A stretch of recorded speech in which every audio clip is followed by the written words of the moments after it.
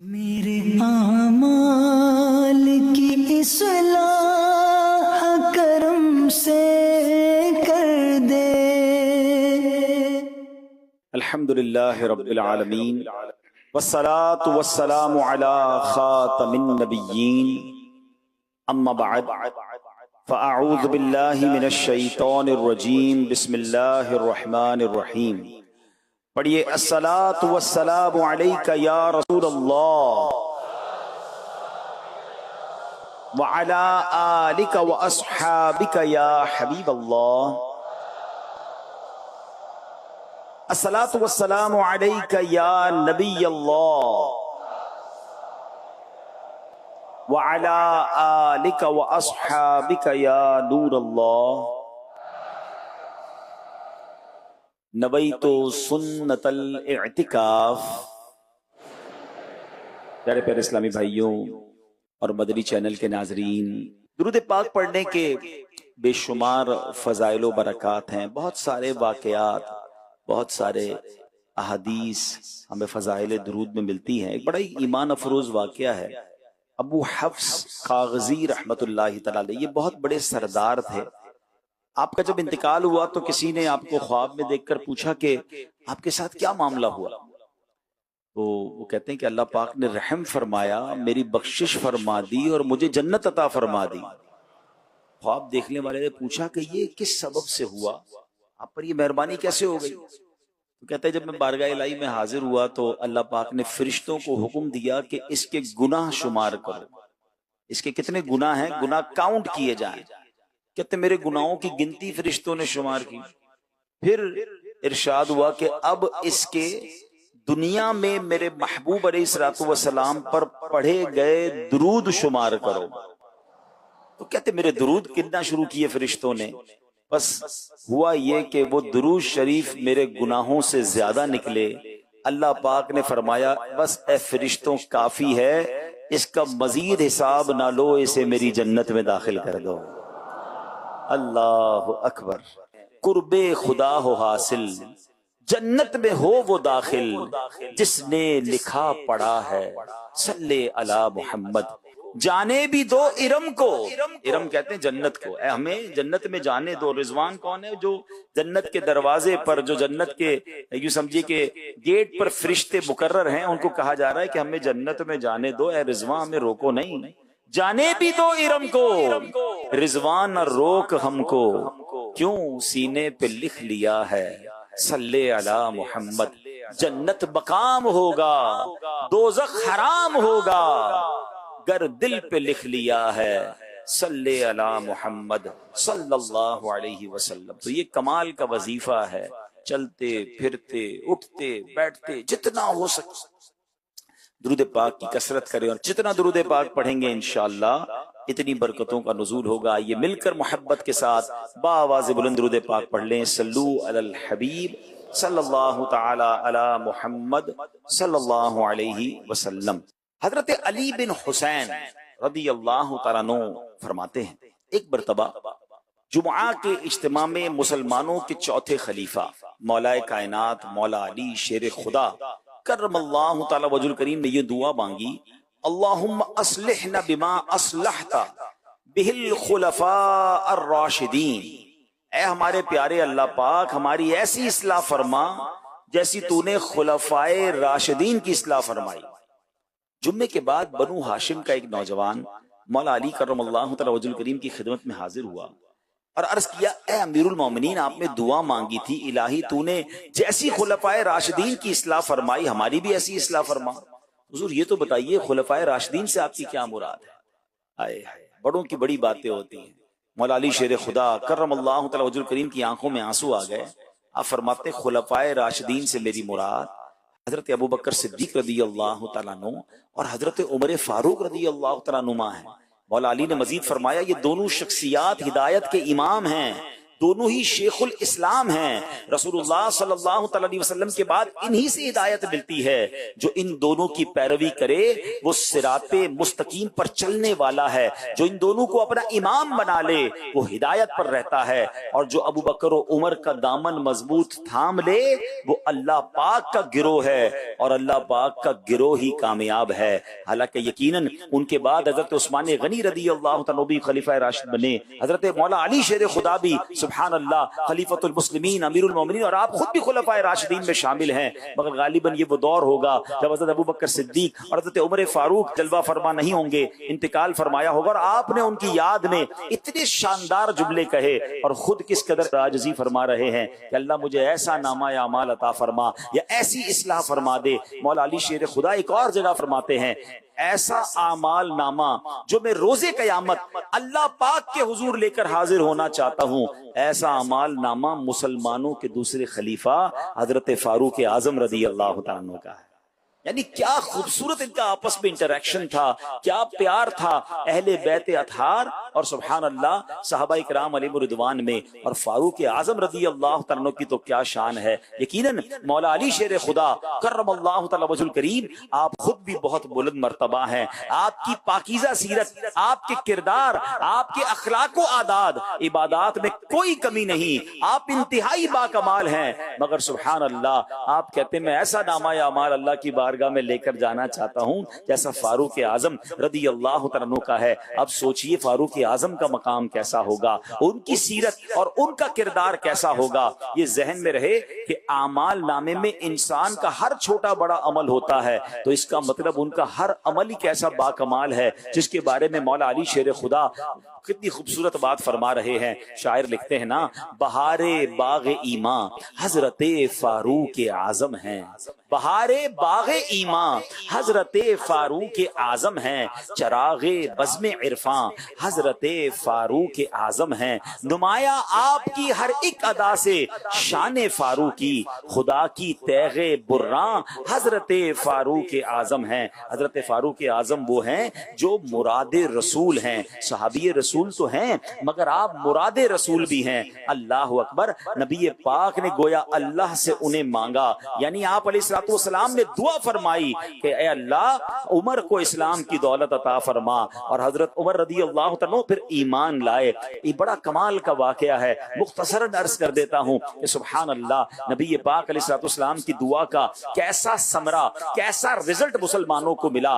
حضرت عمر رضی اللہ عنہ جب ایمان نہیں لائے تھے اس وقت بھی آپ کے جلال اور آپ کی ہیبت کے چرچے تھے. آپ نے ایک بار تلوار نکالی, پتا چلا کہ مسلمانوں میں ایک نبی ہیں جو اللہ کی طرف بلاتے ہیں. آپ نے پلان کیا کہ میں اس نبی کو شہید کر دوں گا. اب اس ارادے سے گھر سے نکلے ایک صحابی رسول جنہوں نے ابھی تک اپنے ایمان کو ظاہر نہیں کیا تھا, وہ حضرت عمر سے ملے. کہا عمر کہاں کا ارادہ ہے؟ کہا مسلمانوں کے نبی کو معاذ اللہ شہید کرنے جا رہا ہوں. کہا اے عمر وہاں بعد میں جانا, پہلے ذرا اپنے گھر کی خبر لو, تمہاری بہن اور تمہارے بہنوئی بھی مسلمان ہو گئے ہیں. حضرت عمر اپنے گھر پہ پہنچتے ہیں, بہن کو اور بہنوئی کو دیکھتے ہیں کہ وہ قرآن کی تلاوت کر رہے ہیں, اور گھر میں جا کر آپ نے بہن اور بہنوئی کو بہت مارا. بہن کو زخم بھی لگ گیا, خون بھی نکلا, مگر وہ کمال کی بہن تھی. اس کا ایمان کیسا تھا, وہ کہتی اے عمر میرے ٹکڑے ٹکڑے کر دو, میں اللہ وحدہ لا شریک پر ایمان جو لائی ہوں اس سے میں متزلزل نہیں ہو سکتی, اس اسلام سے میں دور نہیں ہو سکتی. تھوڑی دیر بعد غصہ ٹھنڈا ہوا کہ ایسا کون سا مذہب ہے کہ میں مار بھی رہا ہوں, میرا ایک روب و دبدبا بھی ہے, یہ زخمی بھی ہو گئی ہے, مگر پھر بھی اسلام سے پیچھے ہٹنے کے لیے تیار نہیں. حضرت عمر نے کہا اچھا یہ تو بتاؤ تم جو کتاب پڑھ رہی تھی, میں گھر میں آیا تو کچھ مطالعہ چل رہا تھا, بتاؤ اس کتاب میں کیا ہے. سبحان اللہ, بہن بھی کیسی ہے, بھائی حالانکہ بڑے جلال میں ہے, کہتی کتاب کو تم ہاتھ نہیں لگا سکتے, پہلے آپ نے پاک ہونا ہوگا. قرآن کی اپنی ہیبت ہے. حضرت عمر نے جب قرآن پڑھا تو قرآن پاک کی آیت دل میں پیوست ہونے لگی, دل کا رنگ بدلنے لگا, اور اب ارادہ تبدیل ہو گیا. تلوار لے کر, اسی تلوار کو لے کر ایک ایسا مکان تھا جس کو دار ارقم کہا جاتا ہے. مسلمان وہاں چھپ چھپ کر عبادت کرتے تھے, کیونکہ جب بھی اذان دیتے تھے لوگ مارتے تھے, نماز پڑھتے تھے لوگ مارتے تھے, کعبے کے پاس جا کے طواف کرنا چاہتے لوگ لہو لہان کر دیتے. تو ایک مکان تھا جو کعبے کے قریب تھا, اس کو دار ارقم کہا جاتا تھا. 39 مسلمان ہوئے تھے, ابھی 40 بھی پورے نہیں ہوئے تھے. تھوڑے دنوں ہی پہلے شیر خدا حضرت حمزہ رضی اللہ اللہ تعالیٰ عنہ ایمان لائے تھے، مسلمانوں کو کچھ ہمت آئی تھی، مگر اب حضرت عمر دروازے پر پہنچ گئے، دروازے کو کھٹکھٹایا، کسی صحابی نے دروازے کو ہلکا سا کھول کر دیکھا اور اندر آ کر خبر دی کہ حضور عمر آئے ہیں، ہاتھ میں تلوار بھی لے کر آئے ہیں۔ ایک عجب سا اندر کمرے میں سما بن گیا، مگر حضرت حمزہ رضی اللہ تعالیٰ عنہ، سبحان اللہ، آپ کی جوان مردی کی بھی کیا بات ہے، آپ نے کہا آنے دو عمر کو، اگر اچھے ارادے سے آیا ہے پھر تو ٹھیک ہے، ورنہ عمر ہی کی تلوار ہوگی اور اسی کا سر ہوگا۔ مگر کمال دیکھیں، ذرا تصور تو جمائیے کہ جب دروازہ کھلا ہوگا، کونین کے والی، رب کے حبیب، اپنا چاند سے بھی زیادہ خوبصورت چہرہ جگمگاتے ہوئے جب دروازہ کھولا، حضرت عمر سامنے ہیں، نبی پاک ادھر ہیں۔ حضرت عمر نے جلوہ جانا دیکھا، نبی پاک علیہ الصلوۃ والسلام نے کچھ اس طرح فرمایا، اے عمر ایمان کیوں نہیں لے آتے، کب تک مجھ سے لڑتے رہو گے؟ اللہ اکبر، یہ الفاظ نکلنے تھے کہ حضرت عمر کی دل کی دنیا اور بدل گئی، کہتے ہیں اشہد ان لا الہ الا اللہ واشہد ان محمدا عبدہ ورسولہ، اللہ اکبر۔ حضرت عمر کا کلمہ پڑھنا تھا۔ صحابہ کرام کی خوشی کا عالم یہ ہے، حدیث کی کتابوں میں یہ الفاظ ہیں کہ تمام صحابہ نے بلند آواز سے نعرہ تکبیر بلند کیا، اور تکبیر کی آواز جو ہے وہ ایسی گونجی کہ مکے کے پہاڑ گونج اٹھے۔ لوگ حیران ہو گئے کہ مسلمانوں کو ہو کیا گیا ہے، یہ چھپ کر عبادت کرنے والے اتنی بلند آواز سے نعرے کیوں لگا رہے ہیں؟ ہر کوئی خوش تھا، سبحان اللہ۔ قرآن کے نور نے اور نبی پاک کے جلوے نے حضرت عمر کے سبحان اللہ دل کو بدل کر رکھ دیا۔ ایک اور خوبصورت شعر ہے اعلیٰ حضرت کا، سیدی اعلیٰ حضرت کہتے ہیں، کیونکہ حضرت عمر کے لیے نبی پاک دعا کیا کرتے تھے، وہ بڑا کٹھن وقت تھا، مسلمانوں کو مار پڑتی تھی۔ آج ہم پنکھوں میں بیٹھے ہیں، مسجد میں بیٹھے ہیں، کسی کو یہ خوف نہیں ہے کہ اذان کیسے ہوگی، ارے نماز پڑھیں گے تو کوئی مارنے تو نہیں آ جائے گا۔ آج کتنا آسان ہے ہمارے لیے رب کا نام لینا، کلمہ پڑھنا، نمازیں پڑھنا۔ ارے یہ وہ دور تھا کہ مسلمان اپنا ایمان بھی کسی پہ ظاہر نہ کر سکتے تھے۔ نبی یہ پاک کا دل بہت جل رہا تھا، پیارے آقا بڑی تکلیف میں تھے۔ اعلیٰ حضرت کہتے ہیں ناریوں کا دور تھا، دل جل رہا تھا نور کا۔ نبی ناری کہتے ہیں جہنمی، جو آگ میں جانے والے غیر مسلم جو تھے، یہ دور ان کا تھا، اور نبی پاک کا جو دل ہے وہ بڑا تکلیف میں تھا۔ ناریوں کا دور تھا، دل جل رہا تھا نور کا، تم کو دیکھا ہو گیا ٹھنڈا کلیجہ نور کا۔ جب حضرت عمر ایمان لائے، نبی پاک کو بڑی خوشی نصیب ہوئی۔ اور حضرت عمر جو تھے نا پیارے اسلامی بھائیوں، آپ کمال تھے، آپ کے آنے سے بازی ہی پلٹ گئی۔ ایک بڑی خوبصورت بات حضرت عمر کے بارے میں کہا جاتا ہے، دیکھیں میں اور آپ ایمان لائے تو میری اور آپ کی عزت میں اضافہ ہوا نا، ہم مسلمان ہیں تو ہم عزت والے ہیں، ایمان ملا تو عزت ملی ہے۔ مگر حضرت عمر کی شان دیکھیں کہ آپ کے بارے میں آتا ہے، آپ جب سے ایمان لائے ہیں اسلام کی عزت میں اضافہ ہوا۔ ہائے ہائے کیسی ہستی ہیں۔ اچھا اب کیا ہوا؟ حضرت عمر سبحان اللہ کایا کیسے پلٹی، بازی کیسے پلٹی، آپ اب ایمان لائے ہیں، تھوڑی دیر پہلے تلوار لے کر آئے تھے۔ اچھا یہ بھی میں ایک بات بتا دوں، بڑی عشق والی بات ہے کہ کائنات میں ایک ہی ہستی ہے۔ ہاں نبی پاک کی شان دیکھو، میرے آقا کا جلوہ کیسا ہوگا، ان کا چہرہ مبارک کیسا ہوگا، ان کی باتیں کیسی ہوں گی کہ دنیا میں اور کوئی آپ کو نہیں ملے گا۔ لوگ ایسا ضرور ہوتا ہے کبھی کبھی کہ کسی کو مارنے کوئی جائے، لڑنے جائے، اور کوئی شریف سا آدمی نظر آئے، بندہ کہتا ہے چلو یار آپ کو میں چھوڑ دیتا ہوں۔ یہ تو پاسبل ہے کہ بندہ کسی سے لڑنے کی نیت سے جائے اور معاف کر دے، جھگڑے کی نیت سے جائے اور چھوڑ دے، گرفتار کرنے جائے اور نہ گرفتار کرے، یہ پاسبل ہے۔ مگر ایسا کوئی دنیا میں نہیں آیا کہ جس کو کوئی گرفتار کرنے جائے اور ان کے جلوے کو دیکھ کر خود ان کے عشق میں گرفتار ہو جائے۔ ایسا کوئی نہیں آیا کہ تلوار لے کر معاذ اللہ شہید کرنے جائے اور اب انہی کو دیکھ کر ان کے قدموں پہ خود قربان ہونے کے لیے تیار ہو جائے۔ یہ صرف میرے آقا علیہ الصلوۃ والسلام کی ذات ہے۔ اور ایسے بہت سارے واقعات ہیں کہ دشمن آئے تھے، مارنے آئے تھے، گرفتار کرنے آئے تھے، مگر جلوہ جانا دیکھا، مصطفیٰ کریم کی پیاری باتیں سنی، اب آپ ہی کے قدموں میں قربان ہو گئے۔ حضرت عمر کہتے ہیں یا رسول اللہ، یہ وہی حضرت عمر ہیں کہ جب نماز پڑھنے لوگ جاتے تو یہ اس گروہ میں شامل ہوتے تھے جو مارتے تھے۔ کہتے حضور کیا ہم حق پر نہیں ہیں؟ ہم کیوں چھپ کر نماز پڑھتے ہیں؟ آئیے آج کھل کر نماز پڑھیں گے۔ اب کعبے کی طرف چلتے ہیں۔ اللہ اکبر، اب 40 مسلمان ہو گئے ہیں، 40 کا عدد پورا ہو چکا ہے۔ کبھی کبھی میں جب یہ روایت پڑھتے ہیں تو ایک منظر سا ذہن میں آتا ہے، آپ بھی ذرا تصور کیجئے یہ کیسا منظر ہوگا کہ جب دار ارقم کا دروازہ کھلا ہوگا، صحابہ بڑی ہمت کے ساتھ صفیں بنا کر کعبے کی طرف جا رہے ہیں۔ تھوڑی سی میں آپ کو لوکیشن بھی سمجھا دیتا ہوں، جو مکے مدینے گئے ہیں وہ جلدی سمجھ جائیں گے، ورنہ تصویروں میں بھی لوگوں نے دیکھا ہے۔ جو یہ صفا مروہ ہے نا، صفا کی پہاڑی کے قریب ہی دار ارقم تھا جو کتابوں میں لکھا ہے. تو یہاں سے کعبہ شریف اتنا دور نہیں ہے, یعنی 2-4 منٹ کی واک ہے, میکسیمم 5 منٹ کی واک ہے. تو اب سوچیے کتنا راستہ ہوگا. اب تو عمارت بن گئی, ورنہ اس وقت تو عمارت بھی نہیں تھی. ایک گھر ہوگا اور سامنے کعبہ ہوگا. تو مسلمان نکلے اس کمرے سے, اس گھر سے باہر نکلے. 40 مسلمان ہیں اور سبحان اللہ ایک صف کی قیادت حضرت حمزہ کر رہے ہیں اور ایک صف کی قیادت حضرت عمر کر رہے ہیں. اور اللہ اکبر, جب یہ 2 صفیں کعبے کے سامنے گئی نا تو کتابوں میں لکھے وہ جو کفار تھے نا وہ کعبے کی گرد ہی بیٹھے رہتے تھے کہ دیکھیں مسلمان آئیں تو ان پر حملہ کرنا ہے, انہیں مارنا ہے, انہیں نماز نہیں پڑھنے دینی ہے, انہیں طواف نہیں کرنے دینا ہے. اللہ اکبر. حضرت عمر کے وہ تاریخی الفاظ فرماتے جس کو اپنی بیوی بیوہ کروانی ہو, اپنے بچے یتیم کروانے ہو, میرے سامنے آ جائے. آج ہم کھل کر نماز پڑھیں گے, کھل کر عبادت کریں گے. اللہ اکبر, سبحان اللہ. معاملہ ہی پلٹ گیا اور اس کے بعد مسلمانوں کو عروج ملنا نصیب ہوا. یہ شان ہے حضرت فاروق اعظم کی. سبحان اللہ. آپ کو یاد رکھیے, آپ کی قبول اسلام کے بعد ہی مسلمانوں نے حرم پاک میں اعلانیہ نماز ادا کی. پیارے آقا علیہ الصلوۃ والسلام نے حضرت عمر کو اپنا وزیر فرمایا. آپ اللہ پاک کے پیارے ہیں. آپ کے اسلام قبول کرنے پر صرف مسلمانوں نے نہیں, فرشتوں نے بھی خوشی منائی. بارگاہ رسالت سے آپ کو فاروق کا لقب ملا. فاروق کا معنی ہے حق اور باطل میں فرق کر دینے والا. قرآن کریم کی 20 کے قریب آیات ایسی ہیں جو آپ کی رائے کے موافق نازل ہوئیں. اللہ اکبر. یہ مرتبہ تو سوچیں, آپ مشورہ دیا کرتے نبی پاک کو کہ حضور اسلام میں یہ ایسا ہونا چاہیے یا حضور یہ نہیں ہونا چاہیے. 20 مقامات ایسے ہیں کہ حضرت عمر نے مشورہ دیا, جبریل امین وہی حکم قرآن کی آیت لے کر نازل ہو گئے.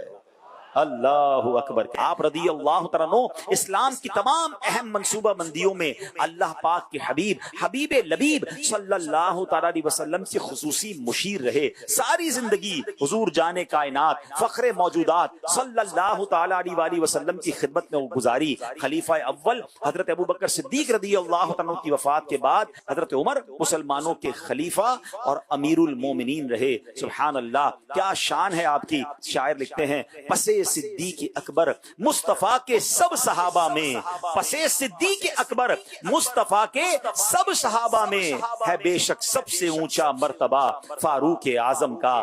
آخر کار مسجد نبوی میں نماز فجر پڑھاتے ہوئے ایک غیر مسلم نے خنجر کے وار کے ساتھ آپ پر حملہ کیا, اس سے آپ زخمی ہوئے اور مدینہ پاک میں شہادت کی موت ان کو نصیب ہوئی. حضرت عمر کی ایک دعا بھی تھی. اللہ نے یہ دعا کیسے قبول کی. آپ ایک دعا کیا کرتے, آؤ ہم بھی حضرت عمر کی وہ دعا کرتے ہیں. اللہ ان کے صدقے وہ دعا ہمارے حق میں بھی قبول فرما لے. آپ دعا کیا کرتے اللہم ارزقنی شہادتا فی سبیلک واجعل موتی فی ولد حبیبک. کیا ترجمہ ہے؟ اے اللہ مجھے تیری راہ میں شہادت عطا فرما اور تیرے حبیب کے شہر میں موت نصیب فرما. تو سبحان اللہ شہادت بھی ملی اور مدینہ منورہ میں ملی. اور پھر سبحان اللہ آپ کو تدفین کہاں ملی. آئے ہائے, آپ کو نبی پاک علیہ الصلوۃ والسلام کے قبر منور کے برابر میں حضرت ابوبکر صدیق رضی اللہ تعالیٰ عنہ کے پہلو میں سبحان اللہ آپ کو تدفین نصیب ہوئی. اب ذرا سوچئے تو صحیح, یہاں ایک اور عشق والی بات بتاؤں جس سے اندازہ ہو کہ ان صحابہ کا مرتبہ کیسا ہے. علماء فرماتے ہیں کہ جس بندے کا جہاں وصال ہونا ہوتا ہے نا, جہاں تدفین ہونی ہوتی ہے, وہیں کی مٹی سے اس کی تخلیق ہوتی ہے. یعنی بندے کو اسی مٹی سے بنایا جاتا ہے جہاں اس نے دفن ہونا ہوتا ہے. ٹھیک ہے, وہ ایک جملہ سنا ہوگا نا آپ نے, پہنچی وہیں پہ خاک جہاں کا خمیر تھا. جدھر سے بنایا جاتا ہے نا, جس مٹی سے بندہ ادھر ہی پہنچتا ہے. ابھی کل پرسوں کی بات ہے, مجھے کوئی بتا رہا تھا کہ ایک صاحب اپنے بچوں سے ملنے امریکہ گئے اور وہیں ان کا انتقال ہو گیا. ان کی امریکہ میں تدفین ہوئی. میں سوچنے لگا یار ان کی نصیب میں مٹی وہاں کی لکھی تھی, امریکہ پہنچ کر وہاں پتہ نہیں اتنا دور جا کے ان کی قبر بننی تھی, کیونکہ ہمیں نہیں پتا ہوتا کہ ہم نے کہاں دفن ہونا ہے. مگر یہ لکھا ہے کتابوں میں کہ جس مٹی سے بنایا گیا نا بندہ وہاں پر جا کر دفن ہوگا. آئے ہائے. اب ذرا سوچو کہ حضرت عمر فاروق, حضرت ابوبکر صدیق رضی اللہ تعالیٰ عنہ کی قسمت پر ہماری جانیں قربان, ان دونوں شخصیات کو اسی مبارک مٹی سے بنایا گیا جس مبارک مٹی سے جناب رسول اللہ صلی اللہ تعالیٰ علیہ وسلم کی تخلیق ہوئی. جبھی تو نبی پاک کے برابر میں حضرت ابوبکر صدیق ہیں, پھر حضرت عمر فاروق موجود ہیں. تو یہ کیا شان ہے. سبحان اللہ. حیاتی میں تو تھے ہی خدمت محبوب خالق میں, زندگی میں تو سرکار کے ساتھ ہی تھے نا, حیاتی میں تو تھے ہی خدمت محبوب خالق میں. مزار اب بھی ہے قریب مصطفیٰ فاروق اعظم کا۔ اے میرے پیارے اسلامی بھائیوں، سیدی فاروق اعظم رضی اللہ تعالیٰ وہ عظیم ہستی ہیں جن کی شجاعت پر، جن کی بہادری پر، جن کی عدالت پر، جن کے خوف خدا پر، جن کے عشق رسول پر جتنا چاہیں بیان کرتے چلے جائیں، عقل حیران ہو جاتی ہے کہ اللہ نے ایک پرسنالٹی کو کیسے کیسے کمالات سے نوازا۔ آدھی دنیا پر آلموسٹ آپ کی حکومت تھی اور ایک ایسا عدل کا نظام آپ نے قائم کر کے رکھ دیا کہ آج بھی صرف مسلمان نہیں، غیر مسلموں کی عدالت میں فاروق لا پڑھایا جاتا ہے، بلکہ کئی مورخین لکھتے ہیں کہ اگر مسلمانوں کو ایک اور عمر مل جاتا تو پوری دنیا میں اسلام پھیل جاتا اور مسلمان ہی مسلمان ہوتے۔ اللہ اکبر، حضرت عمر فاروق کی شان وہ ہے، مگر آج ہم حضرت فاروق اعظم کی ایک اور خوبصورت شان، ایک اور خوبصورت انداز سیکھنے کی کوشش کریں گے جس پر نارملی تھوڑی سی کم بات ہوتی ہے۔ آج اس موضوع کو ڈسکس کریں گے اور اس پہ ہم سب کے لیے بہت ساری باتیں ہیں۔ ذرا سوچئے مرتبہ کیا ہے۔ سرکار دو عالم علیہ الصلوۃ والسلام فرماتے ہیں کہ اگر میرے بعد کوئی نبی ہوتا تو وہ عمر ہوتا۔ یہ وہ شخصیت ہیں، مگر اس شخصیت کی عاجزی اور انکساری کا عالم کیا تھا۔ وہ شخصیت کتنا ڈاؤن ٹو ارتھ اور کتنا ہمبل تھے، کس قدر وہ جناب عاجزی کے ساتھ زندگی گزارتے اور اللہ کی بارگاہ میں پیش ہونے سے کس قدر ڈرا کرتے تھے۔ تو آج انشاءاللہ ان کی زندگی کے اس پہلو کے بارے میں کچھ ہم سمجھنے کی کوشش کرتے ہیں اور اللہ کرے کہ ہم کچھ امپلیمنٹ بھی کریں، کچھ اپنی ذات میں بھی اس کو شامل کریں۔ ویسے میں مشورہ دوں گا، یکم محرم الحرام سیدی فاروق اعظم رضی اللہ تعالیٰ کا یوم شہادت ہے، تو مکتبۃ المدینہ نے بڑی کمال کی بک انہی کی سیرت پر، میں کہوں گا یہ فاروقی انسائکلوپیڈیا ہے، 2 جلدوں پر مشتمل ہے اور اس کتاب کا نام ہے فیضان فاروق اعظم۔ ٹھیک ہے، خرید لیں تو بہت اچھی بات ہے، نہیں خریدنی ہے تو dawatIslami.net سے فری میں ڈاؤن لوڈ کر لیں، مگر ضرور پڑھیں۔ آپ کو اندازہ ہوگا کہ سبحان اللہ، اللہ نے ان کو کیسا مرتبہ عطا فرمایا اور کتنے کمالات سے نوازا تھا۔ سبحان اللہ، اشعار میں ہے نا، بے شک میں توحید سے سرشار عمر ہے سب کو پتا پر توئے سرکار عمر ہیں، سیرت میں نمایاں ہیں شہ دین کے جلوے، اخلاص کا پیکر ہیں وفادار عمر ہیں۔ سبحان اللہ، حضرت فاروق اعظم رضی اللہ تعالیٰ نے ایک بار، آپ ذرا غور سے سنیے، صحابہ کرام کو اعلان کروایا، مدینے میں اعلان کر دیا کہ سب لوگ مسجد میں جمع ہو جائیں۔ آپ کا دور خلافت تھا، سارے لوگ جمع ہو گئے کہ اب کوئی بڑا اناؤنسمنٹ ہونے والا ہے، لگتا ہے کوئی بڑی بات ہونے والی ہے۔ صحابہ کرام جمع ہو گئے، ایک جمگٹا جمع ہو گیا۔ آپ مسجد کے ممبر پر تشریف لائے، حمد و ثنا کے بعد اللہ پاک کی تعریف بیان کی، اللہ کی ثنا بیان کی، پھر فرمایا اے لوگوں، میں نے اپنے متعلق غور کیا تو مجھے یاد آیا کہ ایک وقت وہ بھی تھا کہ جب اپنی خالہ کی بکریاں چرایا کرتا تھا، ان کے کنویں سے پانی نکالا کرتا تھا، میرے اس کام پر میری خالہ مجھے مٹھی بھر کھجوریں دیا کرتی تھی۔ اپنی باتیں کہیں ممبر سے نیچے آ گئے، ایسے لوگ انتظار کر رہے ہیں کہ ابھی کوئی اہم بات ہوگی، ابھی کوئی واقعہ ہوگا، ابھی کوئی اعلان ہوگا۔ فاروق اعظم رضی اللہ عنہ نے بات ختم کی اور ممبر سے نیچے آ گئے۔ تو حضرت عبد الرحمن بن عوف عظیم صحابی، انہوں نے کہا حضور ایک بات تو بتائیں، آپ نے ہم سب کو یہ بتانے کے لیے جمع کیا تھا؟ وہاں پر کھجوریں جب آپ کو ایک مٹھی ملا کرتی تھی، بکریاں چراتے تھے، یہ تو کوئی آپ کی نجی سی بات ہے، آپ نے اس بتانے کے لیے ہم سب کو جمع کیا؟ ہائے ہائے، اب ذرا سنیے گا، خلیفۃ المسلمین امیر المومنین فاروق اعظم رضی اللہ تعالیٰ کیا فرماتے ہیں؟ فرماتے میں تنہائی میں بیٹھا تھا تو مجھے میرے نفس نے کہا اے عمر، اب تم امیر المومنین ہو، سب مسلمانوں کے خلیفہ ہو، تمہارے اور خدا کے درمیان اس وقت اور کوئی واسطہ نہیں ہے، بس تم ہی سب سے افضل ہو۔ فرمایا جب میرے نفس نے مجھے یوں وسوسہ دلایا تو میں نے آپ سب کو جمع کر کے اپنی پرانی یاد آپ سب کے سامنے بیان کر دی اور اپنے نفس کو اپنی اوقات یاد دلا دی ہے۔ آپ ذرا سوچے تو صحیح، کہہ رہے میں بتا دوں آپ لوگوں کو میں کیا تھا، میں تو بکریاں چرانے والا، میں تو مزدوری کرنے والا، مجھے نفس نے کہا تم بہت بڑے ہو گئے ہو، تو میں نے سوچا سارے ہی مسلمانوں کو جمع کر کے بتا دوں کہ میری اوقات کیا ہے۔ اللہ اکبر، کبھی ہم سوچ سکتے ہیں ایسا؟ لوگ اپنا ماضی بھولتے ہیں، بھلا دیتے ہیں، بتاتے بھی نہیں کسی کو۔ ہاں کوئی پتا ہے تو مانتے بھی نہیں ہے کہ نہیں میں نہیں تھا، کوئی اور تھا جس کو آپ نے دیکھا ہوگا فلاں غریب علاقے میں، آج تو نام ہو گیا نا۔ نہیں، یہ نفس کی چالوں سے بچنے والی شخصیت، کاش یہ بات سمجھ آ جائے۔ اے میرے پیارے اسلامی بھائیوں، اتنے بڑے مرتبے پر ہیں، لیکن فاروق اعظم رضی اللہ تعالیٰ نے کیسا خود پسندی کا علاج کیا۔ یہ اللہ کریم کی کتنی خاص آپ پر نعمت ہے۔ اور کیا نفس کو بتایا کہ اے نفس، جو آج تو تجھے رتبہ میسر ہے اس پر غرور مت کرنا، یہ سب اللہ پاک کی کرم نوازی ہے، اس کی عنایت ہے۔ ہمیشہ اس کے حضور عاجزی کرتے ہوئے شکر کا سر جھکائے رکھنا۔ وہ کہتے ہیں نا، کاش اپنی اوقات یاد رہے انسان کو کہ میں کہاں تھا۔ اگر اللہ نے عزت دے دی، اللہ نے دولت دے دی، اللہ نے مقام دے دیا، لوگ پرانے دوستوں کو بھول جاتے ہیں، لوگ غریب رشتہ داروں کو بھول جاتے ہیں، اور جناب اپنی بڑائی میں بہت زیادہ خوشی محسوس کرتے ہیں۔ کاش اللہ کے ان نیک بندوں کے صدقے ہمارے اندر بھی عاجزی اور انکساری آ جائے اور خود پسندی کی عادت ہم سے نکل جائے۔ ہمیں تو یہ پتہ ہی نہیں ہے کہ ہمارا حال کتنا برا ہے۔ ذرا سوچئے نا، کیا اول تو یہ کہ ہمیں نفس کی چالوں کی خبر بھی نہیں ہوتی، اور حال یہ ہے کہ ہم گناہ گار ہیں۔ ہمارا وہ مقام نہیں جو فاروق اعظم کا تھا، ہماری عبادتیں اس درجے کی نہیں جس درجے کی عبادتیں فاروق اعظم کی تھی، ہمارا کردار بھی ویسا نہیں جیسا ان کا تھا، ہمارے اخلاق بہت دور ہیں فاروق اعظم کے اخلاق کیسے تھے۔ دنیاوی لحاظ سے بھی ہمارا مقام ایسا نہیں۔ ہم میں کون ہے جو امیر المومنین یا جناب مسلمانوں کا لیڈر ہے؟ آپ لیڈر آف دا مسلم تھے، مگر سبحان اللہ سبحان اللہ، نفس کی چالیں جب ان ایسے لوگوں پر اگر شیطان حملہ کرنا چاہتا ہے تو وہ کیسا جواب دیتے ہیں۔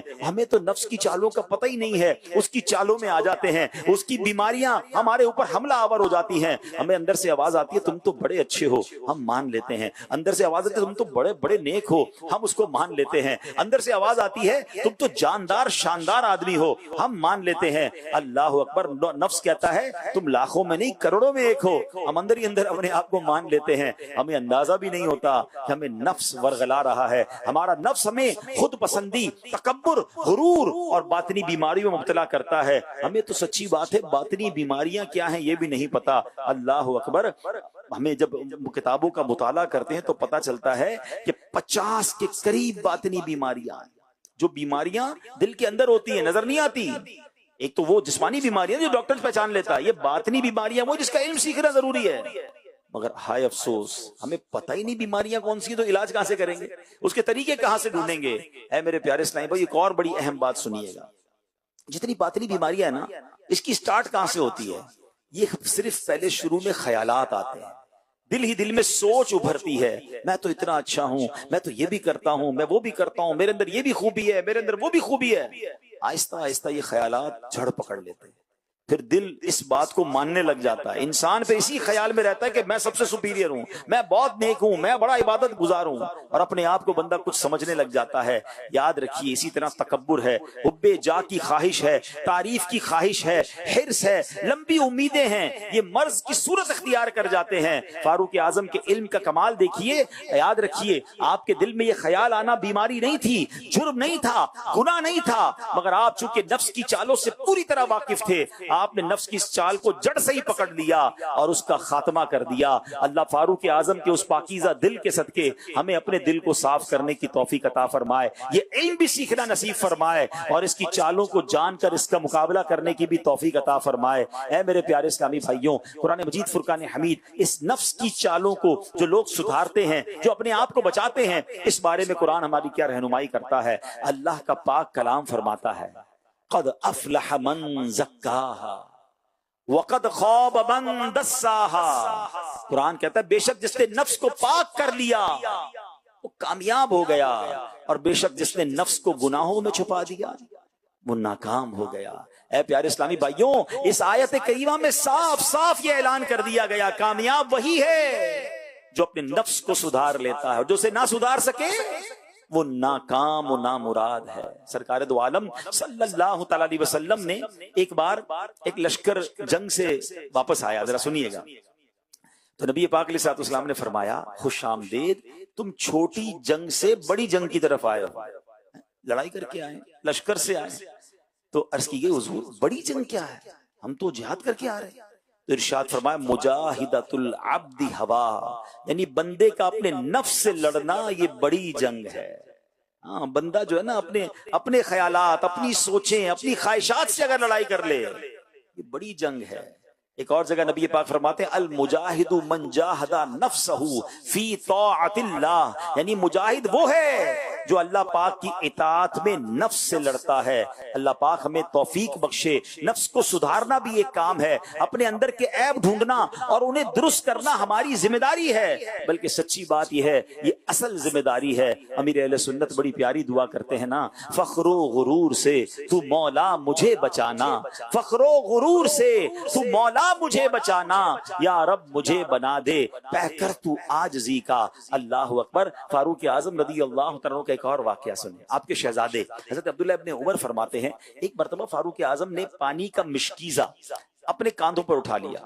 آپ خلیفۃ المسلمین تھے، آپ تو چاہتے کئی خادم یہ کام کرتے، تو آپ سے عرض کی کہ حضور آپ رہنے دیجئے، ہم یہ کام کر لیتے ہیں، آپ مشکیزہ اٹھا رہے ہیں۔ تو آپ نے کیا کہا؟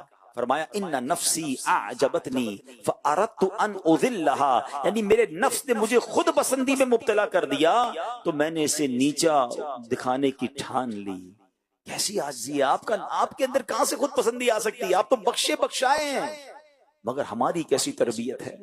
کیا فرما رہے؟ میں نے اپنے نفس کو ذلیل کرنے کے لیے یہ مشکیزہ کاندھے پر اٹھایا ہے۔ اے میرے پیارے اسلامی بھائیوں، کاش ہمیں بھی عاجزی اور انکساری نصیب ہو جائے۔ ہم تو خلیفہ بھی نہیں ہیں، ہم تو نیک اور پرہیزگار عبادت گزار بھی نہیں ہیں، کوئی بڑے عالم و فاضل بھی نہیں ہیں۔ اگر کبھی آئینے کے سامنے بیٹھ کر غور کریں، انصاف کے ساتھ اپنے آپ کی تلاشی لیں، تو شاید ہمیں گناہ ہی گناہ، خطائیں نظر آئیں گی، مگر کیسا اپنے آپ کو ہم سمجھ بیٹھے ہیں۔ 2 4 5 نمازیں پڑھ لیں، کبھی حج کر کے آ جائیں، کوئی عمرہ کر کے آ جائے، کوئی مدنی قافلے میں سفر کر کے آ جائے، کوئی اجتماع کا پابند ہو جائے، امامہ یا داڑھی رکھ لیں، اللہ اکبر، بندہ کنفرم اپنے آپ کو جنتی سمجھنے لگ جاتا ہے۔ یقیناً یہ کام اچھے ہیں، مگر کیا گناہ ختم ہو گئے؟ کیا بری عادتیں ہمارے اندر نہیں؟ یاد رکھیے، ہمیں یہ نہیں پتا ہماری نیکیاں قبول ہیں کہ نہیں، کیونکہ نیکیوں میں ملاوٹ بھی ہو سکتی ہے، نیکیوں میں ریاکاری دکھلاوا بھی ہو سکتا ہے، مگر گناہوں کا میٹر بھی تو جاری ہے، اس کو کون یاد رکھے گا؟ بلکہ آج بزرگان دین کے یہ اقوال ملتے ہیں کہ بندہ نیکیاں کر کے بھول جائے، گناہ کر کے یاد رکھے۔ ہمارا تو معاملہ ہی الٹا ہے، ہمیں گناہ یاد ہی نہیں ہے، مگر نیکیاں ایسی یاد ہیں، او باپ رے باپ، ایسی پکی نیکیاں یاد ہیں۔ کسی کے ساتھ بیٹھ جائیں 15 20 منٹ، اور سنائیں آپ کے کیا حال ہیں، ٹھیک ہے، بس اللہ کا بڑا کرم ہے، بس مہربانی ہوئی تھی، 2005 میں حج پہ گیا تھا، 2010 میں پھر 5 سال کنٹینیو عمرے پہ گیا، پچھلے 2 سال پہلے ہم نے ہماری مسجد میں کوئی چھت ڈلی تھی، اس میں بھی چندہ دیا تھا، اور ہم بس الحمدللہ غریب بچوں کے ساتھ بھی تعاون کر رہے ہوتے ہیں۔ یعنی 5-7 منٹ میں 15 سال کی نیکیاں گنوا دی، حالانکہ پوچھا نہیں کسی نے کہ حضرت اپنی نیکیاں گنوائی ہے، مگر یاد اتنی ہیں کہ 25-25 30-30 سال پرانی نیکی لوگوں کو بتاتے ہیں۔ جس کو 25 سال پرانی نیکی یاد ہے، میرا اس سے ایک سوال ہے، کل آپ نے جھوٹ بولا تھا وہ یاد ہے؟ 2 دن پہلے آپ نے موبائل پر کچھ دیکھا تھا جو نہیں دیکھنے والا تھا، وہ یاد ہے؟ آج آپ نے تھوڑی دیر پہلے کسی کا دل توڑ دیا تھا، وہ یاد ہے؟ سوچئے ایسے کتنے گناہ ہیں جو صبح و شام ہم سے ہو رہے ہوتے ہیں، یاد بھی نہیں ہے، اور نیکیاں یاد ہیں۔ کیسی عجیب بات ہے نا، یہی تو نفس کی چالیں ہیں۔ اگر گناہ یاد رہیں گے تو شرمندہ رہیں گے، پھر توبہ کرتے رہیں گے، پھر معافی مانگیں گے، پھر آنسو بہیں گے۔ گناہ بھول جاتے ہیں، ایک بار تہجد پڑھ لینا، او ہو ہم ہواؤں میں اڑنے لگ جاتے ہیں۔ اچھا پھر تہجد پڑھ کے پھر یہ دل میں خیال بھی آتا ہے کہ سب لوگوں کو بتاؤں تو صحیح میں نے آج تہجد پڑھی ہے، نفلی روزہ رکھ لیں ہم جس دن، باپ رے باپ، پورے محلے کو بتانا ہے حضرت نے نفلی روزہ رکھا ہے۔ کیوں؟ گناہ ختم ہو گئے کیا؟ وہ ساری خطائیں ہمیں پتہ ہے کہ معاف ہو گئی؟ شرمندگی، اور شرمندہ کون ہو رہا ہے؟ اللہ کی بارگاہ میں آنسو کون بہا رہے ہیں؟ جو قطعی جنتی ہیں، جو کہتے ہیں مجھے نفس کی خود پسندی کی جب چال ہوتی ہے میں اس کو ذلیل کرنے کے لیے نفس کو اوقات یاد دلا دیتا ہوں۔ ہم ہیں کہ جناب کوئی ہمیں کان میں کہہ دے حضرت ماشاءاللہ آپ تو کمال ہیں، بس ہمیں لگتا ہے ہم با کمال ہیں، کسی کی باتوں میں بھی آ جاتے ہیں اور اپنے دل کی باتوں میں بھی آ جاتے ہیں۔ کاش یہ بات دل میں بیٹھ جائے، میں سب سے برا ہوں نگاہ کرم۔ بڑا خوبصورت کہتے ہیں نا علماء کرام نے ایک بہت خوبصورت انداز لکھا کہ انسان ہر بندے سے اپنے آپ کو حقیر جانے، گناہگار جانے، پھر عاجزی آتی ہے۔ مثال کے طور پر انہوں نے لکھا کتابوں میں کہ کوئی شخص آپ سے عمر میں بڑا ہے، آپ کہیں یار اس کی تو عمر زیادہ ہے، مجھ سے زیادہ ہی نہیں کیا ہوں گی اس کی، میں تو اس سے کم ہوں۔ اچھا کوئی عمر میں چھوٹا ہے تو آپ سوچیں یہ چھوٹا ہے تو اس کے تو گناہ کم ہوں گے، میری عمر زیادہ ہے میرے گناہ زیادہ ہیں، پھر بھی میں اس سے کم ہوں۔ کوئی عمر میں برابر ہے تو کہ یار یہ اچھا ہوگا، مجھے میرے گناہ پتہ ہیں کتنے زیادہ ہیں، یہی اچھا ہوگا۔ یعنی ہر موقع پر اپنے آپ کو کم تر سمجھ رہا ہے، اور ہمارے یہاں حال یہ کہ میں ہر موقع پر اپنے آپ کو اوپر سمجھنا ہے، نہیں یار اس سے تو میں اچھا ہی ہوں، ان کو کیا پتا جو مجھے پتا ہے، میں نے کون سی نیکیاں کی ہیں میں جانتا ہوں۔ نہیں، یہ وہ نفس کی چال ہے جو ہمیں پتہ ہی نہیں ہے۔ کاش خوف خدا، عاجزی. اب اسی وجہ سے بندہ تکبر میں مبتلا ہوتا ہے نا. تکبر کی تعریف کیا ہے؟ بندہ دوسروں سے اپنے آپ کو اچھا سمجھے. جب اچھا سمجھتا ہے جبھی تو تکبر کرتا ہے نا. بندہ سمجھے میں ہوں ہی برا آدمی، میں قابل ہی نہیں ہوں کسی کی، اللہ کی مہربانی، اللہ نے عزت دے دی ہے. لیکن نہیں، آج تو جناب سب کچھ میں نے کیا ہے، میں یہاں تک پہنچا ہوں، میری تعلیم، میرا مرتبہ، میری محنت، کچھ بھی میرا اور آپ کا نہیں. یاد رکھیے سب اللہ کا دیا ہوا ہے. یہ رب کی مہربانی ہے، جب چاہے وہ واپس لے سکتا ہے. یاد رکھیے گا وَتُعِزُّ مَن تَشَاءُ وَتُذِلُّ مَن تَشَاءُ بِيَدِكَ الْخَيْرُ. اللہ جسے چاہے عزت دے، اور جب کسی کو رب ذلیل کرے نا تو اسے کوئی عزت نہیں دے سکتا. یہ دیکھیں کیسی عاجزی والی شخصیات ہے. پھر کیوں نہ کریں. سرکار دو عالم علیہ الصلوۃ والسلام عاجزی کے کیسے فضائل بیان فرماتے. جو بھی اللہ پاک کے لیے عاجزی اختیار کرتا ہے اللہ پاک اسے بلندی عطا فرما دیتا ہے. اچھا یہ بھی شیطان کا وار ہے. لوگ کہتے ہیں یار ذرا ڈاؤن ٹو ارتھ رہیں گے، غریبوں کے ساتھ ملتے رہیں گے، اس طرح جناب زمین پر بیٹھ کے لوگوں کے ساتھ باتیں کریں گے، تھوڑا رکھ رکھاؤ نہیں رکھیں گے تو پھر عزت کیسے بنے گی. یہ بے وقوفی ہے آپ کی.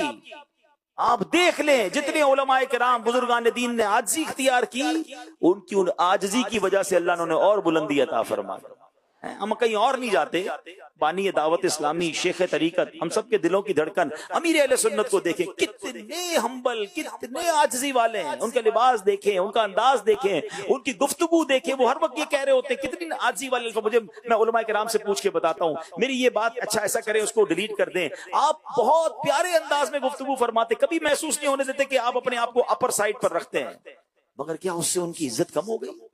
ارے ہمارے دلوں میں ان کی عزت اور بڑھ گئی. وہ بچے سے بھی پیار سے بات کر رہے ہیں، نوجوان سے بھی پیار سے بات کر رہے ہیں، بزرگوں پر شفقت فرما رہے ہیں. کاش یہ رول ماڈل ہمارے سامنے، یعنی حدیث پڑھیں اور ان کو دیکھ لیں. یار عاجزی اختیار کرنے سے عزت کب نہیں ہوتی ہے. اللہ بلندی عطا فرماتا ہے. ہم چاہتے نہیں، ہم کرو فر تکبر روب دبدبے سے عزت بڑھائیں گے. ہم غلط راستہ چن رہے ہیں. عزت ملتی ہی اس چیز میں ہے جس میں نبی پاک علیہ الصلوۃ والسلام کے نقش قدم اور ان کے بتائے ہوئے طریقے پر بندہ عمل کرے. ایک اور حدیث سنیے، اللہ کے حبیب علیہ الصلوۃ والسلام فرماتے ہیں التواضع لا يزيد العبد الا رفعة فتواضعوا يرفعكم اللہ. آقا فرماتے عاجزی بندے کو صرف بلندی ہی عطا کرتی ہے، بس عاجزی اختیار کرو اللہ پاک تمہیں بلند رتبہ عطا فرما دے گا.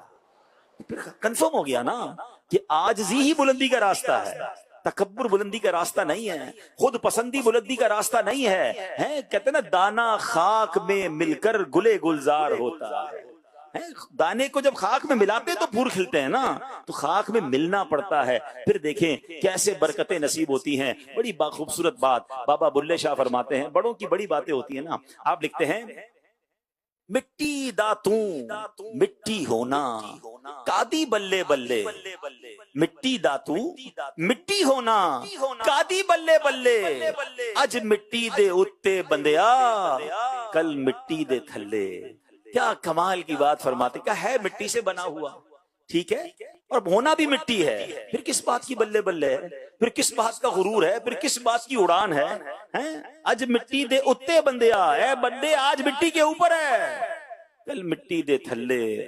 کچھ دنوں بعد تجھے مٹی میں چلے جانا ہے. جس کو مٹی میں جانا ہو اس کو تکبر کرنا کیسا.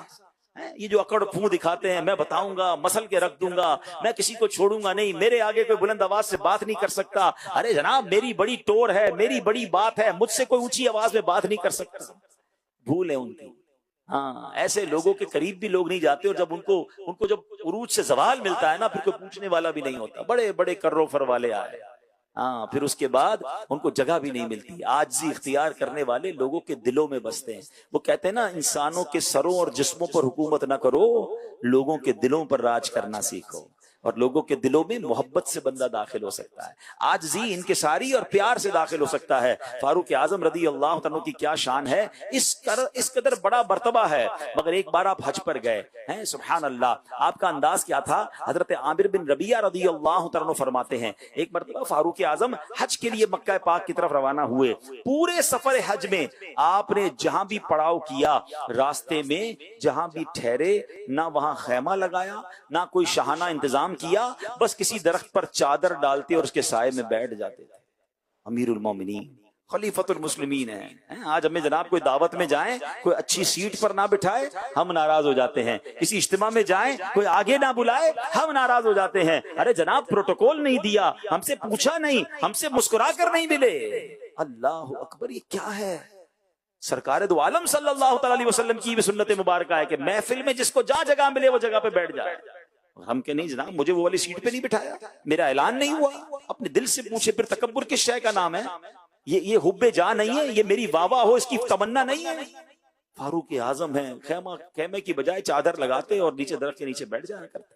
اللہ اکبر. ایک مرتبہ فاروق اعظم کے ساتھ حضرت احنف تھے. فرماتے ہیں ایک شخص حاضر ہوا اور اس نے اپنی کسی حاجت کا سوال کیا. اچھا انسان ہر وقت ایک موڈ میں نہیں ہوتا نا, بعض اوقات یہ بھی ہمیں سمجھنا چاہیے ویسے کہ بعض اوقات کسی سے ہمیں توقع بڑے مسکرانے کی اور بڑے اچھے رویے کی ہوتی ہے اور وہ ہمیں نارملی مسکرانے والا ہوتا ہے, اس دن اچھا جواب نہیں دے رہا تو فوراً بدگمانی کرنا کہ یار یہ تو ہے ہی ایسا, اور تکبر ہے اور غرور ہے اور بڑا آدمی ہو گیا. نہیں, ہو سکتا ہے کوئی پرابلم میں ہو سکتا ہے اس کا ذہن کہیں اور ہو سکتا ہے کسی ٹینشن میں ہو. کہ آپ اور میں ٹینشن میں برے موڈ میں نہیں ہوتے کبھی؟ آپ اور میں کسی وجہ سے ٹینشن میں ایسا نہیں جی چاہتے اور مجھ سے کوئی بات نہ کرے, میں اب اکیلے میں رہوں, تھوڑا سا اکیلا رہنا چاہتا ہوں. ہوتا ہے کبھی کبھی انسان کی کیفیت ایسی بن جاتی ہے. فاروق اعظم رضی اللہ تعالیٰ کی بارگاہ میں ایک شخص ہے, اس نے سوال کیا, آپ سے کچھ مانگا. آپ سے, آپ اس وقت کسی وجہ سے جلال میں تھے, آپ نے درہ, آپ کے ہاتھ میں درہ تھا, چابک کہہ لیں یا کوڑا جس کو کہتے ہیں, آپ نے وہ درہ اس شخص کے سر میں مارا اور اسے ڈانٹ دیا. وہ شخص چلا گیا. فاروق اعظم رضی اللہ تعالیٰ تھوڑی دیر بعد کہا اس کو ڈھونڈ کے لاؤ. بندہ پھر آیا, اس کو بلایا, آپ نے وہ درہ اس شخص کو دیا اور فرمایا مجھ سے خطا ہوئی ہے, مجھ سے بدلہ لے لو. امیر المومنین نے اپنا درہ اس کے ہاتھ میں دیا کہ اب تم مجھ سے بدلہ لو, جو میں نے مارا وہ نہیں مارنا چاہیے تھا. وہ شخص کہتا ہے حضور کوئی بات نہیں, میں نے آپ کو معاف کر دیا, اللہ کے لیے معاف کیا. آپ نے کہا دیکھ لو واقعی اللہ کے لیے معاف کر رہے ہو اور میرے ڈر سے معاف کر رہے ہو. کہتے نہیں حضور میں نے آپ کو اللہ کی رضا کے لیے معاف کیا. فاروق اعظم اس کے بعد بھی آپ کو چین نہیں آیا, آپ اپنے کمرے میں گئے اور کمرے میں جا کر 2 رکعت نماز پڑھی اور پھر اپنے آپ سے کس طرح بات کر رہے ہیں ذرا سنیے گا. مسلمانوں کے خلیفہ ہیں, امیر المومنین ہیں, نبی پاک علیہ الصلوۃ والسلام کے وزیر ہیں. کہتے ہیں اے ابن خطاب تم کمزور تھے, اللہ پاک نے تمہیں بلندی عطا کی, تم غیر مسلم تھے, اللہ نے تمہیں اسلام کی ہدایت بخشی, تم رسوا تھے, اللہ پاک نے تمہیں عزت سے نوازا, پھر تمہیں لوگوں کا حکمران بنایا, اب تم مدد مانگنے والوں کو مارتے ہو, کل اللہ پاک کے حضور کیا جواب دو گے؟ آپ دیر تک اپنے آپ کو یوں ہی ڈانٹتے رہے. کیسا جس کو کہتے ہیں فکر مدینہ کا انداز. سبحان اللہ. یہ جو ہمارا نیک اعمال پر ہمیں جو عمل کرنے کا جائزہ لینے کا کہا جاتا ہے یہی تو ہے کہ پورا دن گزرا کیسے, خطائیں کتنی ہوئیں, عمل ہوا کہ نہیں. کاش کہتے ہیں روح نیک اعمال کا جائزہ ہمیں نصیب ہو جائے کہ بندہ ہر سوال پر ہاں یا نہ کہتے وقت یہ سوچے کہ میں نے کیوں نہیں کیا. حضرت عمر روزانہ رات کو سونے سے پہلے اپنے آپ سے بات کرتے تھے, اے عمر تم نے یہ کیوں کیا اور یہ تم نے کیوں نہیں کیا. اللہ اکبر. اللہ ان کی اس عاجزی اور خوف خدا کا ہمیں جذبہ عطا فرمائے. اور ایک اور بات سیکھنے کو ملی کہ اگر کوئی شخص ہمارے پاس مانگنے آتا ہے, مدد لینے آتا ہے, آپ نہیں دے سکتے کوئی بات نہیں, مگر اسے جھاڑے تو نہیں, اسے ڈانٹے تو نہیں. آج کل معاملہ یہ ہے کہ ایک تو لوگ مدد نہیں کرتے, دوسرا غریب کو ذلیل کرتے ہیں. ارے آپ نے اس کا دل توڑ کر ایک کبیرہ گناہ کر دیا, آپ نہیں دے سکتے, آپ پیار سے بنا کر دیں, آپ معذرت کر لیں, لیکن اس کو دل نہ توڑیں. اللہ اکبر. بلکہ ایک الٹا معاملہ بھی ہے, کچھ لوگ جب دیتے ہیں تو دیتے وقت بھی دل توڑ دیتے ہیں, کیونکہ جناب دیتے وقت سیلفی کھینچتے ہیں غریب کی, دیتے وقت اس کو جتاتے ہیں کہ دیکھو میں نے تمہاری مدد کی ہے, کئی دھکے کھلوا کر دیتے ہیں. اللہ اکبر. یہ تو ایسا ہوا کہ آپ نے دودھ بھی دیا اور اس دودھ میں مینگنیاں بھی ڈال دی, وہ بیچارہ اس دودھ کو صحیح طریقے سے پی بھی نہیں پا رہا, تو ایسی مدد کرنے کا کیا فائدہ ہے. تو یاد رکھیے اگر کسی کو کچھ دے نہیں سکتے نا, اس کا دل نہ توڑیں. سیدی اعلیٰ حضرت لکھتے ہیں نا, شربت نہ دیں کریں بات لطف سے. شربت نہیں دے سکتے تو پیار والی بات تو کر سکتے, اس کے تو پیسے نہیں لگتے نا. شربت نہ دیں کریں بات لطف سے, یہ شہد ہو تو پھر کسے پرواہ شکر کی ہے. یہ والا شہد تو دے دیا کرو. سبحان اللہ. حضرت عمر کی سیرت سے ہمیں یہ بھی سیکھنے کو ملتا ہے. فاروق اعظم رضی اللہ تعالیٰ کے کس وصف کی بات کی جائے. ایک بار فاروق اعظم رات کے وقت اپنے گھر سے باہر نکلے تو امام اوزاعی سے روایت ہے کہ ایک شخص نے انہیں دیکھ لیا, چپکے ان کا پیچھا کرنے لگا. دیکھتا ہوں امیر المومنین کہاں جاتے ہیں. ایک گھر میں داخل ہوئے, کچھ دیر کے بعد باہر نکلے, پھر دوسرے گھر میں داخل ہوئے. پیچھا کرنے والے نے گھر کو نوٹ کر لیا. صبح ہوئی تو گھر میں جا کر چیک کیا کہ کون رہتا ہے. جب گھر میں گئے تو پتا چلا ایک بوڑھی اپاہج نابینا خاتون رہتی ہیں. فاروق اعظم وہاں جا کر ان کے گھر کے کام کاج کر دیا کرتے تھے. یہ کیسی نیکی ہے. وہ سوشل میڈیا پہ پوسٹ آئی تھی, کیا اس بوڑھی عورت کو جتایا تھا کہ میں تمہارے گھر میں آ کر جو ہے وہ یہ کر کے دیتا ہوں. لوگوں نے چھپ کر جاتے ہوئے دیکھا تو پتا چلا کہ یہ کون سی نیکی ہے. کاش فاروق اعظم کی سیرت سے ہم بھی یہ سیکھ جائیں, کچھ کام تو ایسے کر لو یار. جو صرف میں جانوں اور میرا رب جانے. ایک سوال ہے ویسے, میں اپنے آپ سے بھی کر رہا ہوں اور آپ سے بھی کرتا ہوں, ایسی کتنی نیکیاں ہیں میرے اور آپ کے پاس جو فقط میں جانوں اور میرا رب جانے؟ غور کیجئے گا, اکیلے میں اپنے آپ سے پوچھئے گا ضرور, ہم نے چھوڑی نہیں ہے کوئی نیکی, کسی نہ کسی بہانے سے, کسی نہ کسی طریقے سے لوگوں کو بتایا. تہجد بھی پڑھ لینا, بندہ اکیلے میں پڑھتا ہے تہجد, اس میں تو پتہ ہی نہیں چلتا لوگوں کو, لیکن نہیں, وہ بھی صبح اٹھ کے کسی نہ کسی طریقے سے بتانا ہے, بس یار آج بہت تھک گیا ہوں. خیریت کیوں تھک گئے؟ میں تہجد پڑھتا ہوں نا, اٹھ گیا تھا تہجد سے. اچھا ماشاءاللہ آپ تہجد بھی پڑھتے ہیں؟ بس اب دل میں ٹھنڈک پڑ گئی کہ حضرت کو پتہ چل گیا میں نے تہجد پڑھی ہے اور میرا کام پورا ہو گیا. حضرت آپ نے یہ کام کر کے اپنی نیکی ضائع کر دی, کیوں بتایا لوگوں کو؟ اگر نیت یہ ہے کہ میری واہ واہ ہو. سوچئے فاروق اعظم چپکے سے جا کر اپاہج کا, بوڑھی خاتون کے گھر کے کام کاج کر رہے ہیں, تو کچھ ایسے کام کیجئے. ہمارے کئی بزرگان دین ایسے ہیں کہ جن کے نیکیوں کا پتہ ان کے انتقال کے بعد پتہ چلا, جب ان کا وصال ہو گیا نا, تو غریبوں نے بتایا کہ ہمارے گھر سے کوئی بندہ آتا تھا, راشن دے جاتا تھا, ہمیں کوئی ماہانہ مدد آتی تھی, بعد میں پتہ چلا یہ وہی حضرت تھے جو ہمارے شہر میں رہتے تھے, ہمیں ان کا نام بھی نہیں پتا تھا. کبھی زندگی میں ایسی مدد تو کرو کسی کی کہ اس کو پتہ ہی نہ چلے میری مدد کس نے کی ہے. آپ بولیں گے حضرت مدد کرنے والے کو پتہ نہیں چلے گا تو دعا کیسے کرے گا؟ ارے وہ دعا کرے نہ کرے میرا رب تو دیکھ رہا ہے نا. آپ نے کس کی مدد کی اس کو پتہ بھی نہ چلے, اس کا کام ہو جائے, وہ اس کی آنکھوں میں جو خوشی کے آنسو ہوں گے, اس کے دل میں جو راحت داخل ہوگی, ارے وہی آپ کی بگڑے کام بنانے کے لیے کافی ہے. میں کیوں چاہتا ہوں اس غریب کو پتہ چلے کہ میں نے تمہاری مدد کی ہے, تاکہ وہ شرمندہ رہے میرے سامنے, مجھ سے آنکھیں نہ ملا سکے, ہمیشہ میرا شکر گزار رہے. نہیں, ہمارے اسلاف کا انداز تو یہ تھا کہ مدد بھی کرتے تھے, اس سے کچھ طلب نہ کرتے تھے. حضرت ام سلمہ رضی اللہ تعالیٰ عنہا اور ایک اور زوجہ رسول صلی اللہ تعالیٰ علیہ وسلم کا یہ معمول تھا کہ جب اپنے خادم کو رقم دیتی, کہتی کسی غریب کی مدد کر کے آؤ, اور جب وہ غریب کی مدد کریں تو اس کو دعا کے لیے مت کہنا, بس پیسے دے آنا, اور اگر کوئی ہمارے لیے دعا کر دے تو وہ نوٹ کر کر آنا. غلام آ کر کہتا ہے اے امی جان, میں گیا غریب کی مدد کی, فقیر کو رقم دی, اس نے آپ کے لیے یہ کہہ کر دعائیں کی. سبحان اللہ, امی حضور ام المومنین اپنے ہاتھ اٹھاتی ہیں اور اللہ کی بارگاہ میں اسی غریب, اسی فقیر کے لیے وہی دعائیں کرتی ہیں جو انہوں نے حضرت ام المومنین کے لیے دعا کی تھی. اور پھر کیا فرماتی ہیں کہ دعا کا بدلہ دعا ہو جائے, صدقے کا بدلہ رب سے لینا ہے. یعنی ان کو کوئی طلب ہی نہیں ہے کہ لوگ ہم کسی کی مدد کریں تو ہمیں شکریہ کہیں, ہمارے لیے دعائیں کریں. ہم تو کسی کی ایک بار مدد کر دیں, ہم چاہتے ہیں ساری زندگی بیچارہ ہمیں شکریہ ادا کر کے جائے, سلام کر کے جائے, احسان مند رہے. بلکہ وہ نہیں کہتا تو لوگ کہہ رہے ہوتے ہیں میں نے اس کو گھر دلایا ہے, میں نے اس کو موٹر سائیکل دلائی ہے, چپل پہن کر آیا تھا, نوکری کرتا تھا, میں نے گھر دلا دیا ہے. آپ خود سوچیں یہ کیا کر رہے ہیں, آپ اس غریب کو بار بار ذلیل کر رہے ہیں, اس غریب کا بار بار دل توڑ رہے ہیں. ارے دے دیا تو دے دیا, اللہ نے آپ کو دیا تھا تو آپ نے دیا. میرا اور آپ کا کمال کیا ہے اگر ہم کسی کی مدد کرتے ہیں؟ خدا کی قسم یہ رب کی عطا ہے. سچی بات یہ ہے, اگر کوئی کسی کی مدد کرتا ہے تو اس پر کوئی احسان نہیں کرتا. ارے اس کو تو سجدہ شکر کرنا چاہیے کہ میرے مالک تو نے مجھے ایسا بنایا کہ میں کسی کی مدد کر سکتا ہوں. ارے میں بھی کسی کے دروازے پر کھڑا ہو سکتا تھا کہ میری ماں بیمار ہے, دوائی کے پیسے نہیں, میری بچی کی شادی ہے, میرے پاس جہیز کی رقم نہیں ہے, ارے میں جناب میں کسی پرابلم میں ہوں, مجھے قرضہ دے دو. میں اور آپ بھی کسی کے دروازے پر ہو سکتے تھے. اگر اللہ نے اس قابل بنایا ہے کہ لوگ آپ سے رابطہ کرتے ہیں, یا تو اس کی ان کی مدد کریں, نہیں مدد کر سکتے محبت کے ساتھ انہیں منع کریں, اور اگر مدد کر دیں کبھی احسان مت جتانا. قرآن کہتا ہے یا ایھا الذین آمنوا لا تبطلوا صدقاتکم بالمن والاذی, اے ایمان والو اپنے صدقے باطل نہ کرو احسان جتا کر اور تکلیف پہنچا کر. مگر آج حال یہ ہے کہ بندہ کسی کی مدد کر دے, اب اس کو ساری زندگی جتاتا ہے یہ تم گناہگار ہو رہے ہو, اس کا دل توڑ رہے ہو.